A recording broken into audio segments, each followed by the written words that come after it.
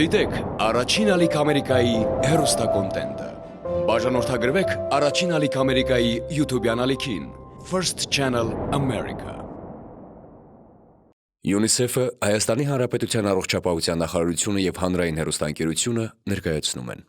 Իմ աշխատանքային պրակտիկայի ընթացքում հաճախ եմ տեսնում, որ կյանքի առաջին ամիսներից ծնողները բավարար ինֆորմացված չլինելու արդյունքում, տագնապային լինելու արդյունքում երեխայի ամեն լացը վերագրում են սոված մնալուն։ Արդյունքում տեղի է ունենում գերսնում, որը որ հետագայում կարող է լինել ճարպակալման ռիսկի գործոններից մեկը։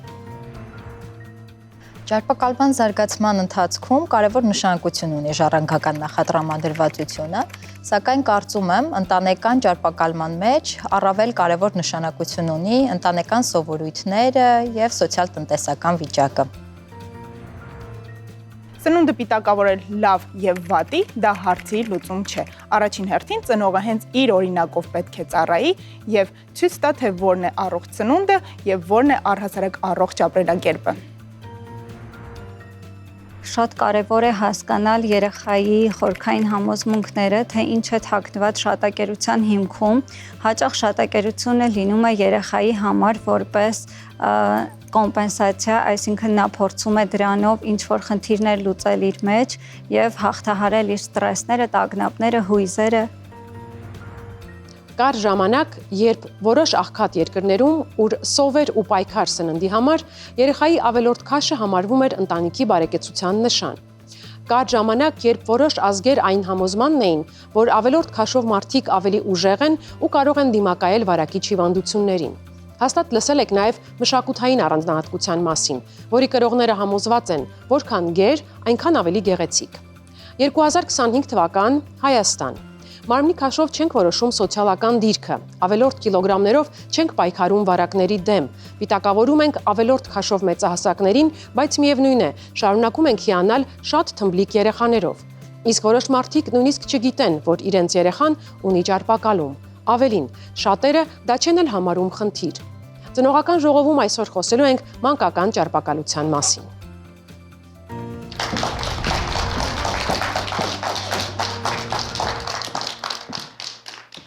Բարև ձեզ հարգելի ծնողներ, շնորհակալություն, որ ընդունել եք մեր հրավերն ու այսօր ծնողական ժողովում եք։ Մինչ կսկսենք մեր բուն քննարկումը, պետք է ձեզ տեղեկացնեմ, որ մեր զրույցին հետևում է էնդոկրինոլոգ Լուսինե Քալանթարյանը։ Նա կմեկնաբանի անհրաժեշտության դեպքում մեր արտահայտած մտքերը եւ կմիանա մեզ տաղավարում քիչ ավելի ուշ։ Փորձենք հասկանալ պատճառները, գոնե մեզ հայտնի պատճառները, որ կարող են ճարպակալում առաջացնել։ Մենք հիմա ապրում ենք հարաբերական առատության եւ բարեկեցության ժամանակաշրջանում, երբ խանութների ցուցափեղկերին ամեն ինչ կա,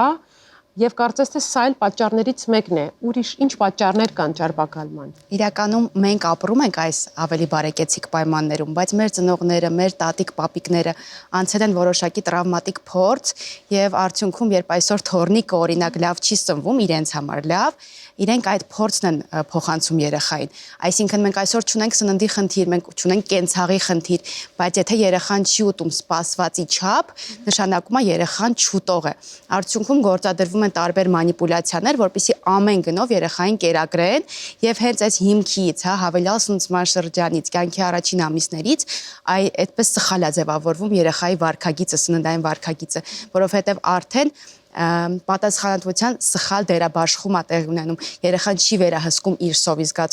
զգացումը վերահսկում է տատիկը, պապիկը, մաման, պապան, մի խոսքով բոլորը բացի իրենից։ Տեսեք, մեր տատիկ պապիկները ապրել են այն ժամանակաշրջանում, երբ fast food չի եղել, իսկ հիմա կա թշնամի հենց այդ սննդատեսակների տեսքով, երեխաներն էլ չգիտես թե ինչու շատ են հակված, շատ են սիրում։ Խոսենք fast food-ի վտանգների մասին։ Նախ մինչև fast food-ին անդրադառնալը, ուզում եմ նշել, որ եթե ուզում եք, որ երեխան ունենա ճիշտ ծննդային սովորույթներ, դա պետք է ձևավորել հենց հղիության շրջանից։ Այսինքն, երբ արդեն դուք գիտեք, որ շուտով բալիկ եք ունենալու, պետք է ձեր սովորույթները ձևավորեք հենց այդ շրջանից եւ գիտակցեք, որ ձեր յուրաքանչյուր սխալ քայլ կարող է անդրադառնալ երեխայի սովորույթի վրա։ Օրինակ, երեխայի դիմաց դնում ենք ապուր եւ մենք բոլորով նստում ուտում ենք տապակած կարտոֆիլը հավի մսով եւ երեխային ստիպում, որ ապուրը շատ օգտակար է։ Երեխան տեսնում է, որ մենք ուտում ենք այլ բան, իսկ ինչու ես դու ուտում դա, եթե օգտակար էր ապուրը։ Դրա համար հենց սկիզբը հիմքը պետք է դնել ծնողների ճիշտ սովորույթների վրա, որից հետո երեխան ես վստահ եմ, որ կքաղի մաքսիմալ օգտակարը ծնողից եւ հետագայում նույնիսկ ֆաստ ֆուդ ուտելու դեպքում կգիտակցի, որ դա սնունդ է, որը պարտադիր չէ, որ վնաս հասցնի, որովհետեւ նա կերել է չափավոր, այսինքն իր ամբողջ սնունդը ֆաստ ֆուդ չէ։ Բալանսավորված սնվում է եւ կարող է իրեն թույլ տալ մեկ անգամ, երկու անգամ ուտել այն, ինչ ինքը ցանկանում է։ Մանկական էնդոկրինոլոգը շատ հաճախ բախվում է այն խնդրին, որ ծնողը երեխայի հետ դիմում է էնդոկրինոլոգի խորհրդատվության, պահանջում են երեխայից կատարել բժշկի ցուցումները եւ սնվել ավելի առողջ, սակայն պատրաստ չեն իրենք փոխել իրենց սննդային սովորությունները կամ ընտանիքի մյուս երեխաները եւս հետևեն առողջ ապրելակերպին եւ ազատվեն վատ սննդային սովորություններից։ Բնականաբար այս դեպքում ոչ մի արդյունք չենք ունենալու, դեպ երեխայից հնարավոր չէ պահանջել այն, ինչ որ չենք անում մենք, երեխան նայում է ծնողին, եթե պահանջում ենք առողջ սնվել, ապա մենք պետք է անենք նույն բանը։ Մի խնդիր էլ կա, կցանկանայի դրան էլ անդրադառնանք, որպես ճարպակալման եւ ավելորդ քաշի պատճառ։ Բարձր կալորիականությամբ սնունդը որպես կանոն եւ շատ հասանելի է եւ ավելի մատչելի։ Համակարծիք եք այս այո, միանշանակ։ Այժմ այնինչ մատչելի է, ինչպես դուք նշեցիք, կալորիականությունը ավելի բարձր է։ Դրա համար ես շատ համամիտ եմ մեր մյուս մայրիկի հետ, որ պետք է այդ սովորույթները ընտանիքից սկսվի։ Եթե ընտանիքում առողջ ապրելակերպի բանաձևը դրված է, այնինչ երեխան տեսնում է, դա էլ ընդօրինակում է։ Միանշանակ, եթե սեղանին դրված լինի կոնֆետ, միանշանակ երեխան ցանկանալու է դա ուտել։ Բայց եկեք անկեղծ լինենք, շատ դժվար է միշտ դարակներում պահել քաղցրավենիքը, սառնարանի պարունակությունը կազմակերպել գիտության խոսքի համաձայն, դա պրակտիկայում շատ դժվար է անել։ Դուք հաջողում եք որպես մայրիկներ։ Ես այո։ Իրականում համաձայն եմ երկուսիդ հետ էլ, որ պետքա հենց ծնողներից սկսվի ու եթե այդ նույն քաղցրը կազմի երեխայի ռացիոնի 10%-ը, այսինքն կազմի նաև մեր ռացիոնի 10%-ը եւ չլինի երեխայի համար ինչ որ արգելված քաղցր պտուղ, այդ պարագայում ռիսկերը, որ ինքը անդադ ձգտելու է քաղցր ուտելու կպակասեն, հա, այսինքն կարիք չի լինի իրենից թաքցնել։ Եվ եթե օրվա ընթացքում ինքը ստացել է մնացած օգտակար միկրոէլեմենտները, սննդարար նյութերը, այդ 10%-ը իրեն չի վնասի եւ բացի դա հոգեբանական տեսանկյունից իր մոտ չի առաջանա այն վախը, որ այնտեղ ինչ որ պահած բան կա, որ ես պետքա գտնեմ ու ես հենց գտա, պետքա շատ ուտեմ, որովհետեւ հետո չի լինելու։ Այո, այստեղ կարևոր է, որ ծայրահեղությունների մեջ չընկնենք եւ արգելքները լինեն ոչ շատ խիստ, այնպիսին, որ երեխան այն պայմաններում, երբ որ ազատություն ունենա ընտրության, այդ խիստ արգելքների պատճառով չգնա եւ չարաշահի այն սնունդը, որը չի կարելի օգտագործել։ Սահմանափակումների հարցում պետք է բոլորը միակարծիք լինեն, այսինքն այնպես չստացվի, որ մայրիկը ինչ-որ բան սահմանափակում է, բայց հայրիկը գնում է այն, ինչ որ երեխան ցանկանում է, այսինքն պետք է այդ ամենը կարողանալ բալանսի մեջ պահել, որպեսզի բոլորի կարծիքը մեկ տեղում լինի։ Շատ լավ, այսինքն ընտանիքի բոլոր անդամները մեկ ուղղությամբ նայեն եւ պահեն կանոնները։ Մի երևույթ էլ կա, կարծում ժամանակակից աշխարհին շատ բնորոշ, երեխաները քիչ են շարժվում։ Դուք սպորտային մայրիկ եք, պատմեք մեզ, արդյոք հաճախ են ծնողները գալիս ձեզ մոտ երեխայի հետ կապված խնդիրներով։ Շատ հաճախ են գալիս ու շատ-շատերը գալիս են սխալ մոտեցմամբ։ Այսինքն երեխայի ներկայությամբ սկսում են թվել, որ երեխաս չաղ է, երեխաս չի շարժվում, բայց չեն մտածում, որ այդ ամենի հետևում, որպես մեղավոր, կանգնած են նրանք։ Բացի ճարպակալումից, երեխան եթե ամբողջ օրը անցկացնում է նստած կամ ծուռ թեքված հենված, նա առաջնային խնդիր, որպես այդպիսին ունենում է կեցվածքի շեղում։ Երեխաների համար խորհուրդ տրվող ֆիզիկական ակտիվության մակարդակը իդեալական պայմաններում 60 րոպե միջին ինտենսիվությունից մինչև ինտենսիվ ֆիզիկական ակտիվությունն է շաբաթական 7 օր, որը պարտադիր չէ, որ լինեն խմբակները, միայն սպորտային խմբակները, բակային խաղերը եւս կարող են կատարել այս ֆունկցիան։ Երբեմն ծնողները շատ գրագետ եւ ուշադիր են սննդակարգի հարցում, երեխան ունի ֆիզիկական ակտիվություն, բայց ճարպակալման նշաններն առերևույթ են եւ այստեղ արդեն խոսքը գենետիկայի մասին է, բնական նախատրամադրվածության մասին է։ Հենց գենետիկ պատճառների մասին ինչ որ բան ձեզ հայտնի է, ինչ գիտեք։ Այո, իհարկե կապ կա ճարպակալման եւ գենետիկ նախատրամադրվածության մեջ, սակայն այդ կապը ավելի քիչ է, այստեղ մոտ 95% դեպքերում ավելի շատ դա կախված է ընտանեկան սովորույթների, սոցիալ-տնտեսական իրավիճակի հետ։ Ճարպակալման եւ ժառանգականության կապը միֆ է թե իրականություն։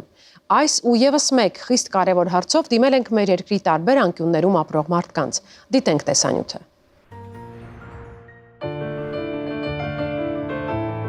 Միֆ է, որովհետև կարող է այդ ճարպակալումը ձեռքբերովի լինել, կախված իրավիճակից, չգիտեմ, ստրեսային վիճակներից, կախված սննդից եւ լիքը ուրիշ բաներից, այնպես որ միֆ է դա։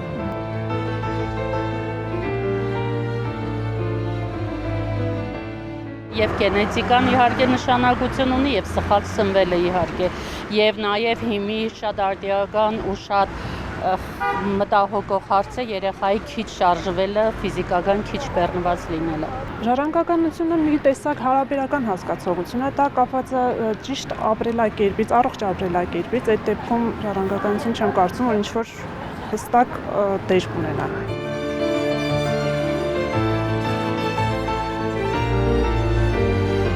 Չի ասի։ Դա ժառանգական փոխանցվող խնդիր չէ։ Չի ասի։ Չէ, երևի ժառանգական չի, բան նրանում է, որ երեխաները հիմա փոխանակ շատ առաջվա նման խաղան, վազվզեն, ամբողջ օրը նստած են։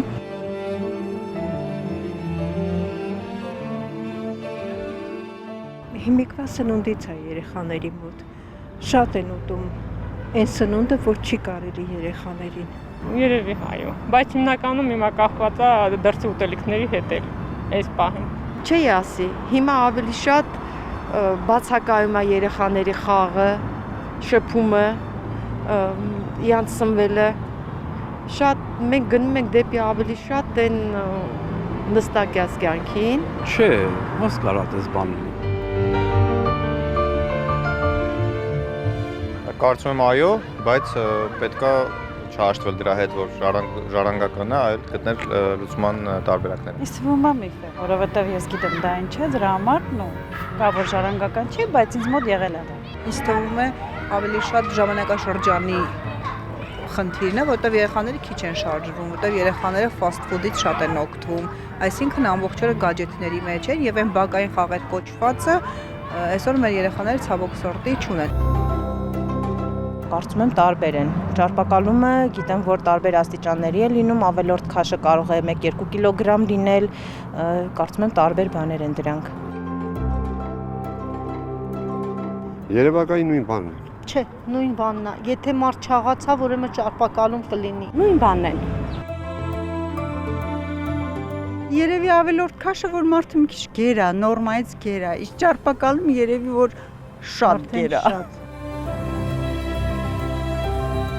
Ինձ թվում է ոչ, կարող է ավելորդ քաշ ունենա երեխան, բայց ճարպակալում չունենա։ Ես կասեի տարբեր, կա հիվանդություն ճարպակալման, կա եւ որ երեխան շատ է ուտում, դրանից ավելի չաղանում։ Քաշը կարող է թմլիկ լինի, իսկ ճարպակալումը դա ուրիշ խնդիր է։ Ճարպակալումը արդեն այդ մեղմ ասած բարդ, արդեն ավելորդ քաշի բարդվածած, ասեմ բժշկական տերմիներով շատ չասեմ, դա է։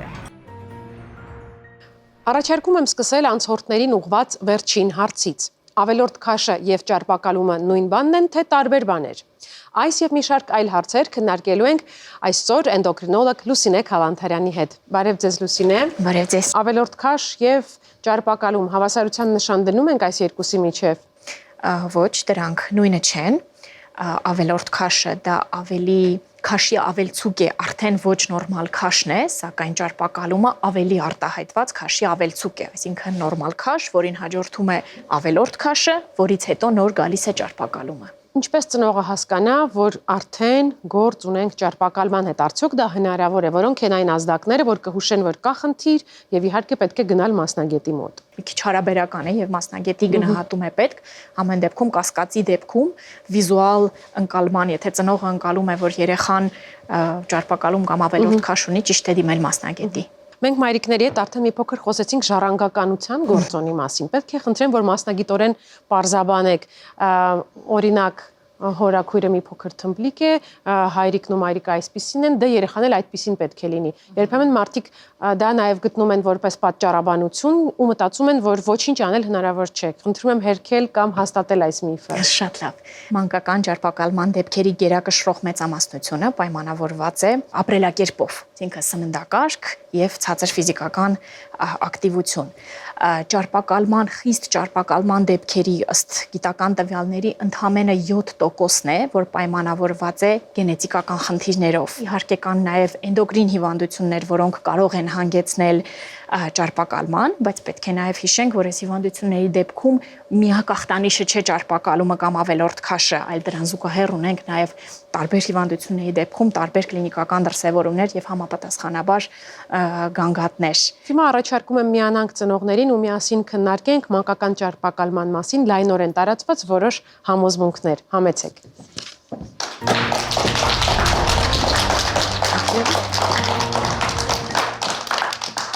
Հարգելի մայրիկներ, հիմա խաղ ենք խաղալու։ Ես ընթերցելու եմ հարցեր, պնդումներ,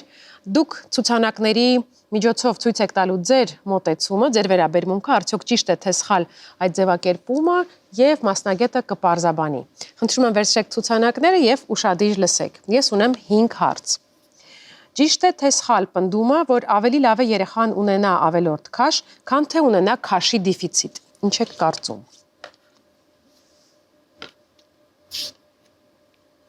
Երկու պատասխանն էլ կա, որն է ճիշտ եւ ցանկալի։ Երկուսից որևէ մեկը ցանկալի չէ։ Մենք ցանկանում ենք, որ երեխան ունենա նորմալ քաշ։ Քաշի դեֆիցիտը ենթադրում է, որ երեխան բավարար չի սնվում, հետեւաբար չի ստանում նաեւ աճի համար անհրաժեշտ սննդանյութերը, ավելորդ քաշն էլ իր խնդիրներն է, իր հետևից բերում է այլ խնդիրներ եւ ռիսկեր, այնպես որ ոչ մեկը, ոչ մյուսը մենք ցանկանում ենք տեսնել երեխային նորմալ քաշի դիապազոնում։ Ճիշտ է թե սխալ պնդումը, որ կուտակված ավելորդ կիլոգրամները վերանում են երեխայի հասակի աճին զուգահեռ, այլ կերպ ասած կմեծանա, կբոյովանա, կնիհարի։ Բոլորն ասում են, որ սխալ է։ Բոլորը ճիշտ են ասում։ Այո, բոլորը ճիշտ են ասում, այսինքն պնդումը սխալ է։ Մենք չգիտենք, թե ինչպես կզարգանա ամենը եւ եթե ամենայն հավանականությամբ եթե մինչդեռահասային տարիքում արդեն ունենք ձևավորված սխալ սննդային սովորությունները եւ ֆիզիկական ակտիվության ցածր մակարդակը, հավանաբար այդպես էլ շարունակվելու է։ Այնպես որ չէ։ Այնպես որ չէ, փորը բոյ չէ։ Փորը բոյ չէ։ Ճիշտ է թե սխալ պնդումը, որ բարձրահասակ երեխաների ճարպակալումը կարող է լինել պակաս նկատելի։ Ինձ միշտ ասել են, դու բոյով ես ոչինչ, մի քանի կիլոգրամ ավելորդ քաշ ունեցիր։ Գուցե վիզուալ պերցեպցիան ընկալումը լինի այդպիսին, բայց ճարպակալումը ճարպակալում է, կախված է նաև մակարդակից այդ ճարպակալմանը։ Գուցե վիզուալ ոչ շատ խիստ արտահայտված ճարպակալման պարագայում դա մի քիչ ավելի քիչ ընկալելի լինի աչքի համար, բայց միևնույն է դա չի բացառում, խնդիրը մնում է խնդիր։ Ճիշտ է թե սխալ պնդումը, որ ավելորդ կալորիաները կարող են կուտակվել օրգանիզմում, եթե անգամ երեխան շատ է շարժվում։ Կարող է թվում, եթե փչաղանա, կապ չունի։ Պարզաբանեմ այսպես, կարևոր է էներգիայի բալանսը։ Քաշը պահպանվում է, երբ որ ընդունած կալորիաների քանակությունը եւ ծախսած կալորիաների քանակությունը հավասար են իրար։ Եվ ընդհակառակը, ինքն ինտենսիվ ֆիզիկական ակտիվությամբ զբաղվելու դեպքում անգամ, եթե կալորիաների ընդունումը գերակշռում է, քաշը ավելանալու է։ Ճիշտ է թե սխալ պնդումը, եթե ծնողները չունեն ճարպակալում, երեխան էլ չի ունենա։ Բոլորն ասում են, որ սխալ է։ Ճիշտ են ասում։ Իհարկե, ճարպակալումը, ինչպես արդեն նշել ենք, որ հիմքը սննդային ընտանեկան նաև սննդային սովորություններն են, բայց նաև երեխան կարող է այլ սննդային սովորություններ ունենալ, տանը լինի առողջ սննդային սովորություններ լինեն, սակայն դրսում, դպրոցում, մանկապարտեզում լինի այլ եւ իմ նշած մեխանիզմով արդեն ունենանք կալորիաների ավելցուկ եւ քաշի ավելացում։ Խաղն ամփոփեցինք, մայրիկներ կարող եք դնել սեղանին ցուցանակները եւ մենք կշարունակենք։ Խոսենք նաեւ ճարպակալման երկարատև հետևանքների մասին։ Կյանքի ողջ ընթացքի համար ինչ հետևանքներ կունենա ճարպակալումը մանկության տարիներին։ Մանկական տարիքում ավելորդ քաշի եւ ճարպակալման դեպքում մենք ունենք որոշակի հիվանդությունների ռիսկի մեծացում, որ հիվանդությունների մասին է խոսքը՝ նախադիաբետ, շաքարային դիաբետ, սարկերակային հիպերտենզիա, ճարպերի քանակի խանգարում, դրանով պայմանավորված նաև լյարդի ճարպային հիվանդություն, ծվարների պոլիկիստոզի համախտանիշ, բավականին լուրջ առողջական խնդիրներ են, որոնց հավանականությունը եւ ռիսկը մեծանում է ճարպակալման աստիճանի մեծացմանը զուգընթաց։ Սա շատ կարևոր գաղափար է, մենք պետք է միշտ նկատի ունենանք, որ այնինչ ունենք այսօր, գրավականն է վաղը առողջ մեծահասակ ունենալու։ Մենք պետք է հստակեցնենք եւ նաեւ մեծացնենք հանրային իրազեկումը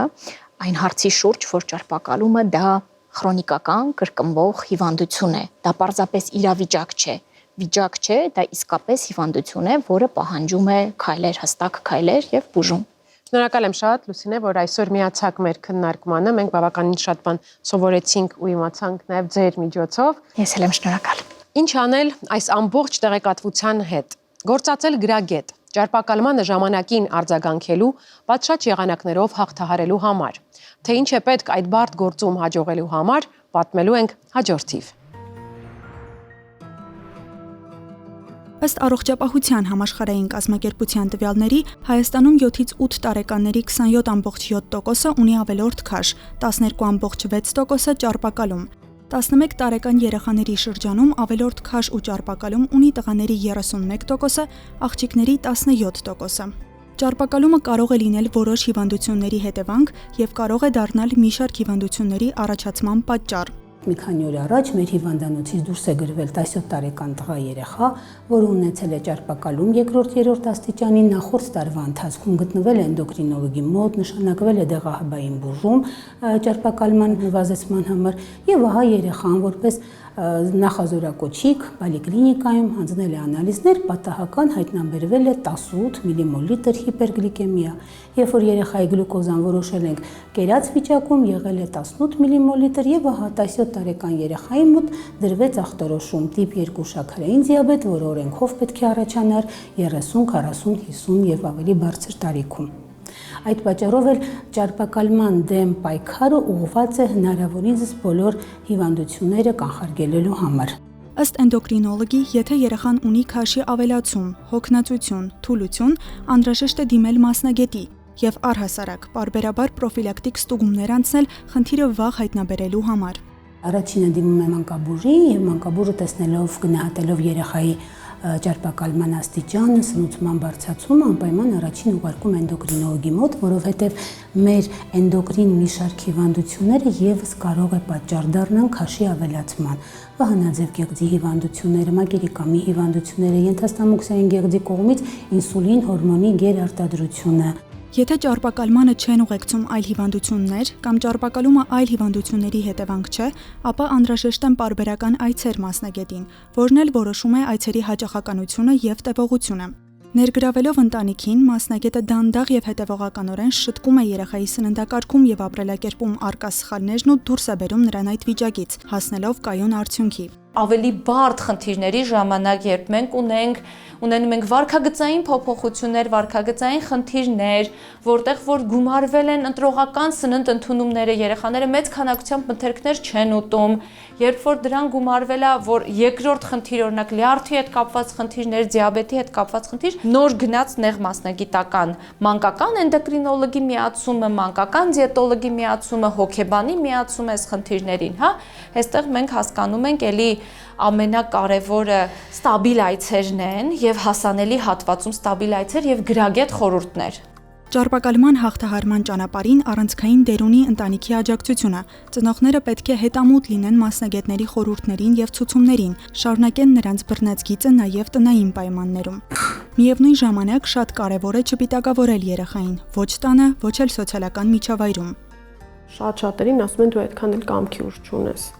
հա, որը որ բացարձակապես կարա ճշմարտության բան չլինի, որտեվ սա հիվանդություն է, ոնց որ կամքի ուժով շաքարային դիաբետս բուժեմ, էլի,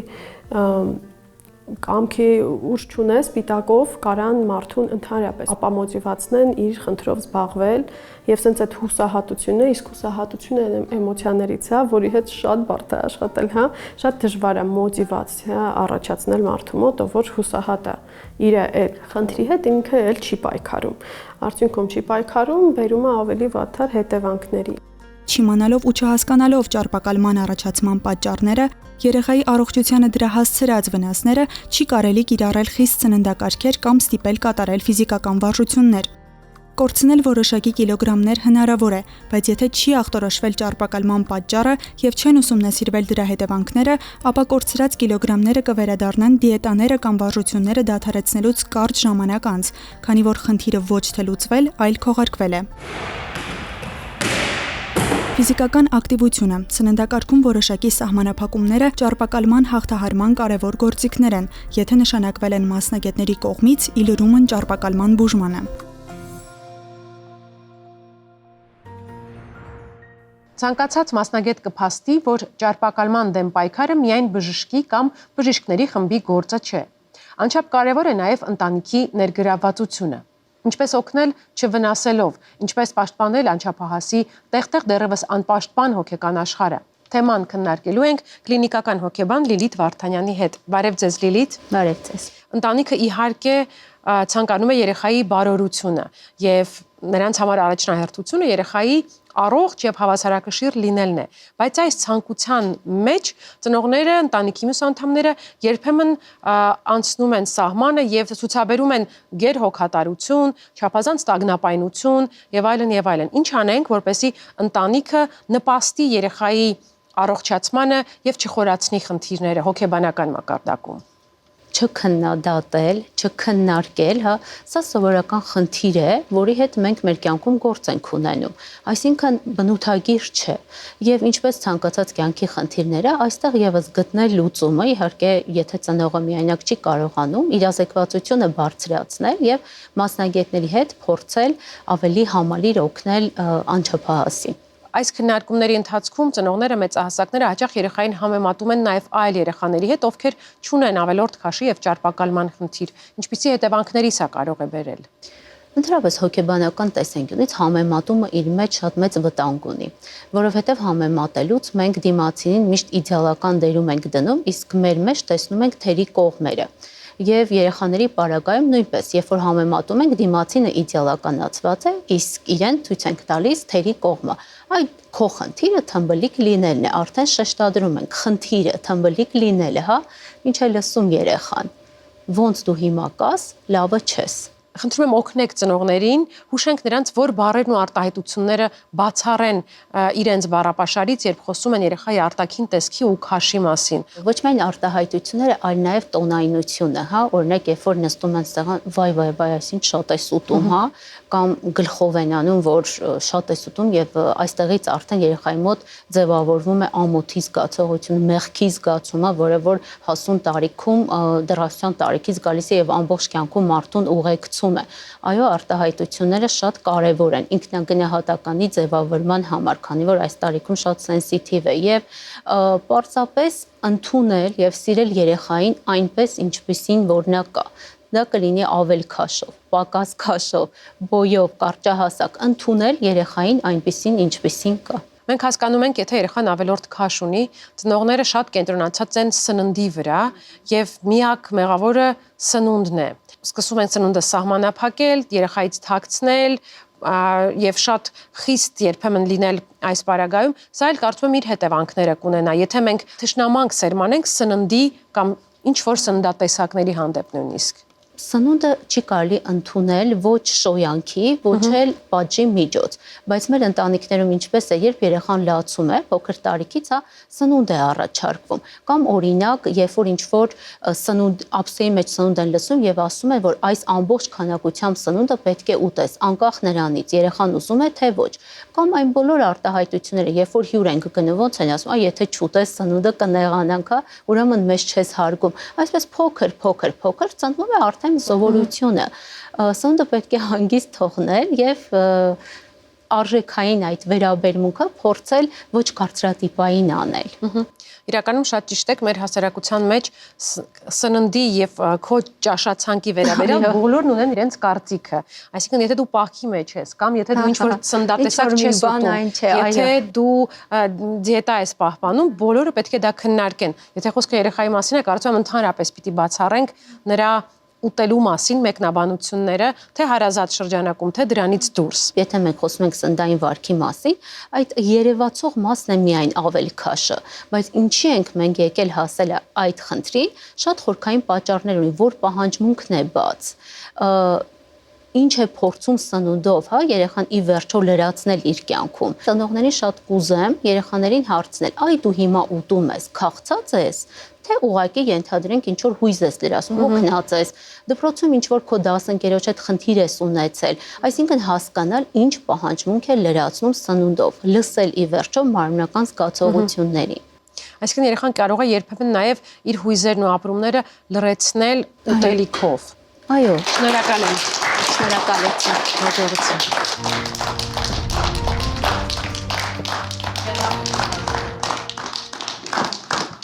Եվ այսպես հարգելի ծնողներ, ամփոփելով այն ամենն, ինչ ասացինք ինքներս ու լսեցինք մասնագետներից մեր տաղավարում, կարծում եմ ճիշտ ժամանակն է, որ ամփոփենք խոսելով կանխարգելման մասին։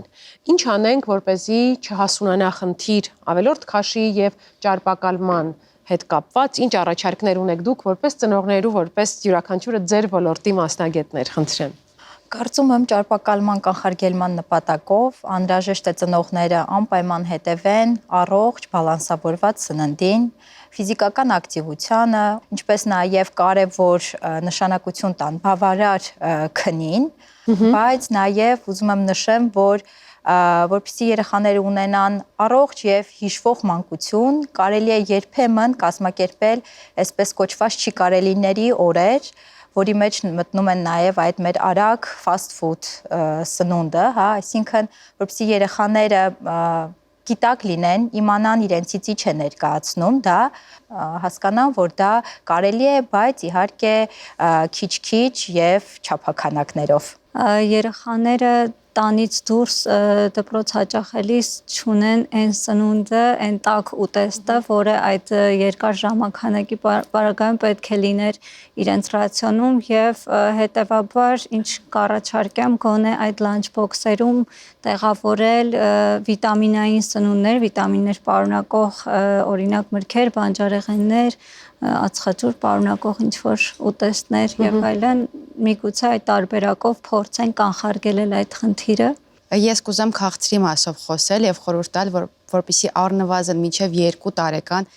արհեստական քաղցրը բացառեն երեխաների սննդակարգից, որովհետև ամենամեծ վտանգը նա է, որ քաղցրը առաջացնում է հակվածություն։ Այսինքն այն երեխան, որը ժամանակից շուտ ճանաչում է կոնֆետները, քաղցրավենիքները, մեծ հավանականությամբ հրաժարվում է այն կարևոր մթերքներից, որոնք որ բավարար համեղ չեն իր համար։ Այսինքն նույն բրոկոլին, ծաղկակաղամբը դառնում են ոչ այնքան հետաքրքիր։ Այսպիսով գոնե մինչև 2 տարեկան լրիվ բացառենք եւ նաեւ հետագայի համար ուզում եմ խորհուրդ տալ, որ ուշադրություն դարձնենք, որ երեխայի ռացիոնում բավարար քանակ լինի սպիտակուցների, որովհետև երբեմն քաղցրի մեծ պահանջը լինում է սպիտակուցների քիչ քանակից, այսինքն այնտեղ միսը, լոբազգիները, կաթնամթերքը որոշ դեպքերում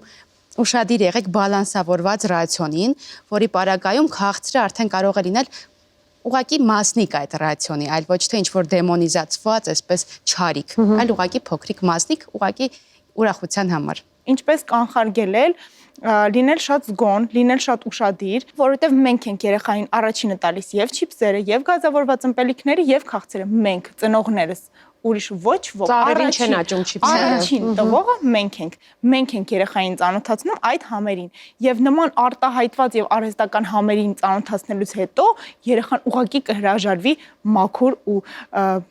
առանց հավելումների կերակուրներից եւ դա կլինի ուղղակի անհամ կամ համեղ չի լինի, որովհետև մենք արդեն զգացել ենք այն արհեստական, այն անընդհատ ձգող եւ ցանկություն առաջացնող համերը, որը հատուկ է արված, որ մենք անընդհատ այդ ցանկությունը, այդ համերը զգալը, այդ էմոցիաները ապրելը ունենանք։ Ես ուզում եմ այստեղ կենտրոնանալ հենց այդ հանգամանքի վրա, որ ծնողները պետք է գիտակցեն մասնագետներին դիմելու կարևորությունը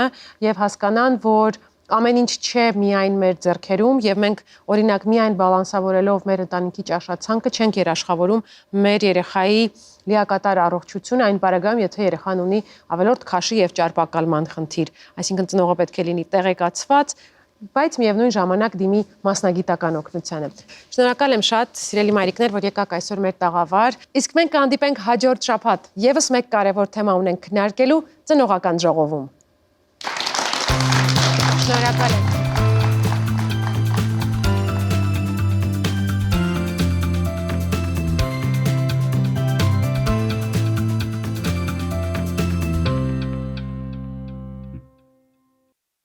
Դիտեք առաջին ալիք Ամերիկայի հեռուստակոնտենտը։